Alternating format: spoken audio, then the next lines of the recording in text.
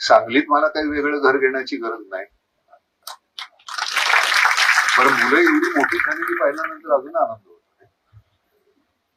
आणि ते सरते शेवटी ही रिले आहे. पॅटर्न तू 2 वर्षापूर्वी त्याच्या हातात दिला, काय करून दाखवले बघ ना.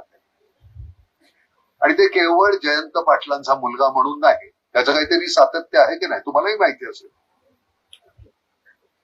तर ते सातत्य टिकवणं फार गरजेचं आहे. तुम्हाला मी तुमचं वाटणं मग ते पैसे देऊन नाही होत, त्याला मॅनिप्युलेट करता येत नाही तुम्हाला. ते मुळातून आंतरिक भावना तुमची पाहिजे, तुम्ही किती मनापासून करताय त्याच्यानंतर माणसं आपोआप जोडली जातात. काही वेळ अतिशय वाईट वाटतं की सगळीच नाही पण खूपशी मुलं आता काहीतरी